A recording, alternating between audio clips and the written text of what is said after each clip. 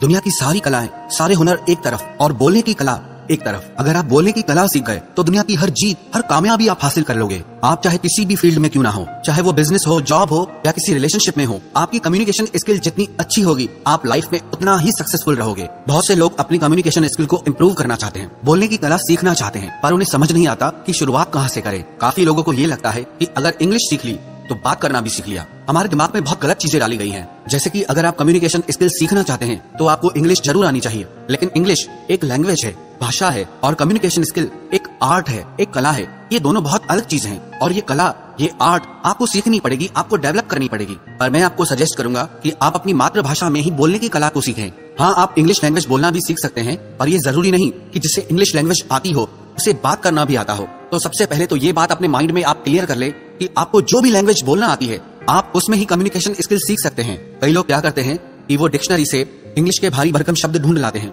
और बात करते वक्त उसे कहीं भी फिट कर देते हैं ताकि दूसरों को नीचा दिखा सके और खुद को ऊंचा दिखा सके, ताकि दूसरे लोगों को ये लगे कि इसे कितना कुछ पता है।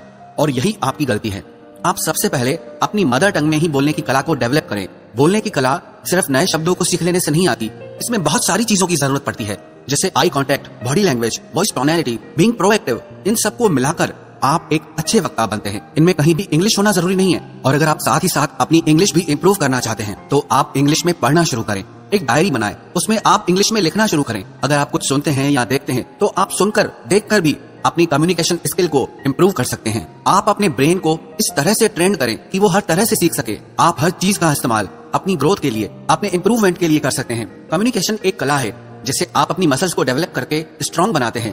वैसे ही आपको हर दिन सीख कर अपनी इस कला को निखारना पड़ेगा।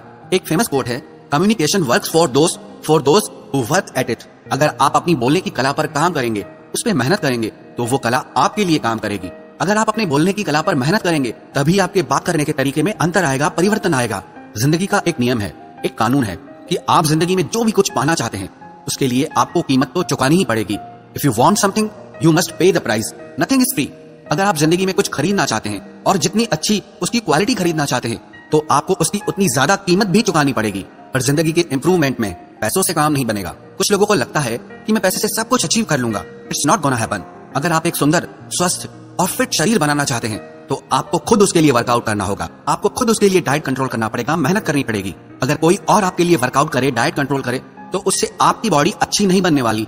उसके लिए आपको खुद मेहनत करनी पड़ती है। और आप अपनी जिंदगी में अच्छे रोल मॉडल चुनिए, जैसे न्यूज रिपोर्टर हैं, जर्नलिस्ट हैं, अच्छे स्पीकर्स हैं, जिनके बोलने की कला अच्छी है। आप उन्हें सुनिए, उन्हें ध्यान से देखें कि कैसे वो अपनी बातों से, अपने शब्दों से सब लोगों को प्रभावित कर देते हैं। आप उस कला को सीखें कि कैसे कोई एक व्यक्ति हजारों लोगों को प्रभावित कर देता है और मैं उस चीज को कैसे कर सकता हूँ। कहते हैं कि शब्द हमारे बोलने की कला का सिर्फ 7% हिस्सा होते हैं। बॉडी लैंग्वेज बहुत इंपॉर्टेंट है। आपकी आवाज, आपके बोलने का तरीका, आपका बॉडी पोस्चर, आपके बोलने का टोन, आपके बोलने का साउंड, ऐसी बहुत सारी चीजें हैं। सिर्फ शब्दों को सीख लेने से आप बोलने की कला में एक्सपर्ट नहीं हो जाएंगे, साथ ही साथ आपको ये सारी चीजें सीखनी पड़ेंगी। अगर आप मन में ये सोच ले कि मुझे इस कला को सीखना है क्योंकि मुझे इस कला से बहुत फायदा होने वाला है। अब उदाहरण के तौर पर आपके पास 100 आइडियाज हैं किसी काम के लिए, लेकिन अगर आप उन्हें लोगों के सामने अच्छे से प्रेजेंट करना नहीं जानते, अपनी बातों को रखना नहीं जानते, तो उन आइडियाज का कोई मतलब नहीं। और कोई दूसरा इंसान आएगा, उसे अपने आइडियाज को अच्छे से रखना आता है, अच्छे से एक्सप्रेस करना आता है, तो उसके आइडियाज सुने भी जाएंगे, माने भी जाएंगे और अप्रिशिएट भी किए जाएंगे और वो आगे निकल जाएगा। फिर आप बोलोगे इसका गुड लक अच्छा था, लेकिन बात इतनी सी है कि वो कम्युनिकेशन स्किल में अच्छा है और आप उसमें वीक हैं,